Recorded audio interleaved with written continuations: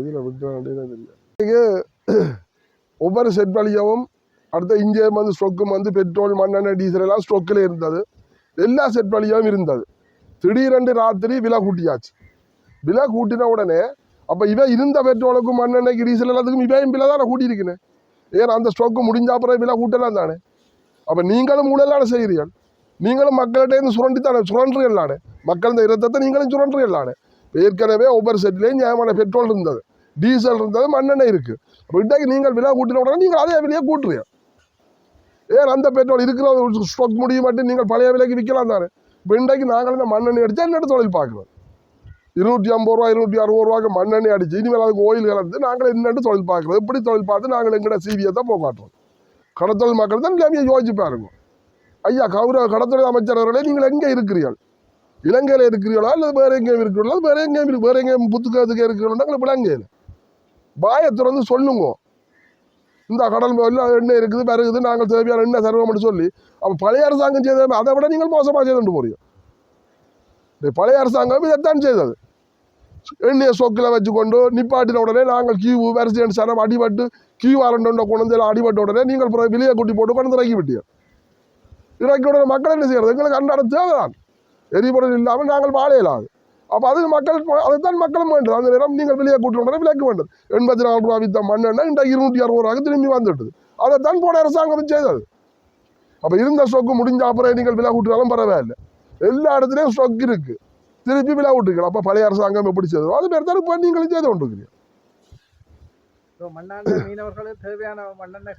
இப்போ தற்சமயம் வந்து மண்ணெண்ணெய் இருக்கு, ஸ்டொக்கில் இருக்குன்னு சொன்னவங்க மண்ணெண்ணெய் இருக்கு. இப்போ நாங்கள் போனால் செட்டில் எடுக்கலாம். ஆனால் விலை கூட்டின உடனே இப்போ இன்றைக்கு 50 ரூபா 60 ரூபா கூடி இருக்குண்டா நாங்கள் என்னென்ன அடித்து தொழில் பார்க்கலாம். எங்களால் இப்போ இன்றைக்கு எனக்கு 30 லிட்டர் மண்ணெண்ணெய் வேணும் தொழிலுக்கு போய் வரேன்டா. சாதாரணமாக 30 லிட்டர் மண்ணெண்ணெய் கணக்கை போட்டு பாருங்க. அப்போ ஓயிலோட செத்தாங்களுக்கு 370 ரூபா வருது. அப்போ 30 சொல்லிருக்கும் 10,000 ரூபா வேணும். நாங்கள் 5,000 ரூபா முளைக்கலாம் கிடக்கு, கரைக்கு மீன் பிடிச்சி சாப்பிடலாம் கிடக்கு. அப்போ இந்த விலையில நாங்கள் மண்ணெண்ணெய் அடிச்சு ஓடுறது. இந்தியன் ரோலர் வருகை எப்படி இருக்கு? இந்தியன் ரோலர் வந்து இப்போ தற்சமயம் வந்து எங்கட பக்கம் வருது, எங்கட பக்கம் இல்லை. ஆனால் தீபங்களில் பக்கம் வந்து போகிறாங்க. எங்கட பக்கம் கொஞ்சம் குறைவு, கொஞ்சம் இடத்தை நிற்கிறாங்க. இனிமேல் அந்த மீன் தடக்காலம் தானே, அதுக்காக அவங்க நிப்பாடி இருக்கலாம்னு நினைக்கிறேன். இப்போ காண இல்லை. ஆனால் இப்போ நாங்கள் காண இல்லை. நாங்கள் கூடியவங்க 13, 14, 15 கிலோமீட்டர் 16 கிலோமீட்டர்லாம் ஓடுறோம். ஆனால் எங்கட கண்ணுக்கு தெரியலை. எங்கட பக்கம் தீபா பக்கத்து இந்த நிலைமை எங்களுக்கு தெரியாது. தீபத்தில் இனிமேல் அங்கால வந்து இப்படி வர்றான் பாரான் போறான் என்றால் எப்படியும் அவன் பெறாமல் விட மாட்டான். இந்தியன் என்று சொன்னால் அங்கே எல்லாத்தையும் பழிச்சு கொட்டி நாசமாக்கி போட்டாங்க. அங்கே இல்லை. அப்போ இங்கே தான் கொஞ்சம் கிடக்கு, அதையும் பழிச்சு கொட்டணும் தானே. அவங்க அங்கத்தையும் அரசியல்வாதிகளும் கண்ணை மூடிக்கொண்டு இருக்கிறாங்க. அதுக்கு ஒரு நடவடிக்கையும் இல்லை. அப்போ நாங்கள் எத்தனை பக்கத்தில் நாங்கள் இடிபடுறோம். இந்த டிட்வா புயலால் மீனவர்கள் சொத்துக்கள் அதிகமாக பாதிக்கப்பட்டுள்ளது. குறிப்பாக படகுகள், இயந்திரங்கள், வலைகள் எல்லாம் நாசமாக போயிருக்கின்றன. அதற்குரிய இழப்பீடுகள் அரசாங்கம் வழங்குவதற்கு தயாராக இருக்கிறோம், வழங்கி இருக்கிறோம் என்றெல்லாம் குறிப்பிட்டிருக்கிறார்கள். உங்களை மீனவர்களுக்கு எப்படி இருக்கு அந்த இழப்பீடு வழங்கல்? இல்லை, இதுவரை காலமாச்சு நாங்கள் அறிய எந்த விதமான புயல் அடித்தாலும் எங்களுக்கு இதுவரை நிவாரணம் வழங்கப்பட்டதும் இல்லை. போட்டுகள் சேதப்பட்டாலும் அதுக்கு சேதத்தூரிக்க ஒன்றும் தரப்படவும் இல்லை. அரசாங்கம் ஒன்றுமே செய்யலை. என்ன பொறுத்தவரை இதுக்கு மேலே நடந்த புயல்களுக்கு எல்லாம் பெருவிட படத்தை எடுத்து தாருங்க, அதை சேதப்பட்டதை படம் எடுத்து கொடுக்கணும், பிறகு நாங்கள் அக்கௌண்ட் நம்பர் கொடுக்கணும், எல்லாம் கொடுத்து எல்லாம் முடிஞ்சு கடைசியில் அந்த போம் எடுத்து போவேன் ரப்பி கொடுத்தாச்சு. பிறகு செல்லிஞ்சிலவன் செட்டியார் கணக்கண்டு அதை என்னத்தையும் எழுதி விட்டு போக வேண்டியது. இப்படியே போய் காலம் போட்டுது. இப்போ டிக்பா புயலுக்கு வந்து தாரம் என்று சொல்லி எங்களது படகு வந்து கொழும்பில் இருந்து வந்து அடுத்த 2 நேவியால் அடுத்து எங்களது எஃப்ஐ மேலே எல்லாரும் வந்து பதிஞ்சு போட்டு போனவே கட்டாயம் இதுக்கு உங்களது இதுகளுக்கு வருமென்று சொல்லி அதை உண்மையின்படி அது வருமென்று சொல்லுகிறார்கள் தவிர இன்னும் இதுவரையில எங்களுக்கு கிடைக்கல. ஆனால் கிடைக்கும் என்று ஒரு நம்பிக்கையான தகவல் சொல்கிறார்கள். கட்டாயமாக அது கிடைக்கும், உங்களுக்கு கிடைக்கும் என்று சொல்லி எஃப்ஐ மேல் சொல்லியிருக்கிறேன். அப்போ அந்த அடிப்படையில் ஆனால் எங்களுக்கு இன்றைக்கு 6 மாதம் ஆச்சு. இதுவரையில் நாங்கள் இப்போ இன்றைக்கு போட்டை இழந்து போட்டு தொழில் செய்யலாத கட்டத்தில் நாங்கள் இருக்கிறோம். அப்போ நாங்கள் இந்த போட்டை நம்பித்தான் நாங்கள் வந்தால் தான் நாங்கள் அடுத்த கட்டத்துக்கு தொழில் செய்யலாம்ன்ட்டு இன்றைக்கு எனக்கு டிக்பா புயல் இந்த 24, 25 விலையும் இந்த நீளத்துக்கு இப்படி இந்த கரை நீளத்துக்கு போட்டு அப்போ நான் வந்து காலையில் ஆக்சிடென்ட் பண்ணுறதுனாலே ஒன்றும் செய்யலாம் போச்சு.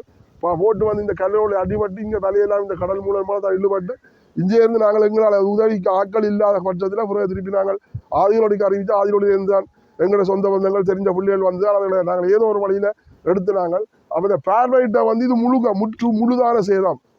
இது முற்று முழுதான சேதம். இதுக்கு கட்டாயம் உங்களுக்கு பெறமென்று சொல்லி கொண்டு போனது. ஆனால் இப்போ கேட்டாலும் சொன்னால் கட்டாயம் பெறமென்று தான் சொல்லியிருக்கிறேன் தவிர, ஆனால் இதுவரை எங்களுக்கு கிடைக்கும்னு சொல்லியிருக்கிறேன்.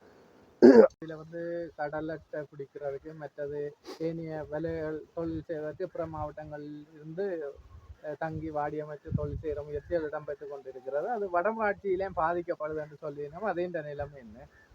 வடமராட்சியை பொறுத்தளவில் ஏனென்று சொன்னால் இந்த காத்துக்கு எங்களுக்கு மீன் வந்து கிழக்கே இருந்தான் இறங்குறது. வாடக்காத்து கொண்டல் காத்துக்கு வந்து எங்களுக்கு வந்து கிழக்கே இருந்து மீன் இறங்குறது. அப்போ இவர்கள் வந்து அங்கே கடலில் வந்து இப்போ அங்கே வந்து உலாக்கி சுருக்கு வலி அடித்து லைட்டை போட்டு சொன்னால் அந்த மீன்கள் அச்சப்பட்டு இங்கால வராது. ஏனென்றா நாங்கள் பருவ காலத்துக்கு ஒவ்வொரு காலத்துக்கும் பருவ காலத்துக்கு மாறிக்கு அந்தந்த காத்துக்கு தான் மீன்கள் வந்து போகிறது. அப்போ அதுக்கு இதுவரையிலே அப்படி ஒரு மீன்கள் வந்து போகிறது மாதிரி இல்லை. அதனால தான் இன்றைக்கு எங்களோட மக்கள் ஒன்று மீண்டால் செத்து கொண்டிருக்கிறேன்.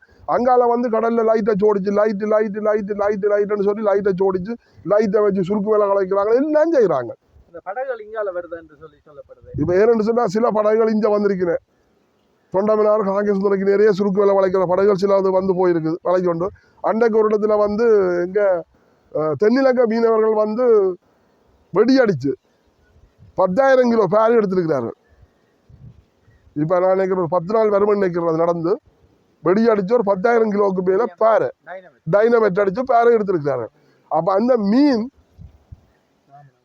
மாமுனையில வந்திருக்கு. அந்த மீன் வெடியடித்த மீன் புரியுமா தெரியும். அப்போ இதுகளை எல்லாம் நேவிக்காரனும் தான் எப்பயுமா இருந்தால் எல்லாரும் பார்த்து தான் இருக்கிறேன். எங்கேயோ இருக்கிற கல்புட்டியில் இருக்கிற மீனவர் வந்து இந்த வெடி அடித்தது. கல்புட்டியில் இருக்கிற மீனவர் வந்து இந்த மாமலை கடலில்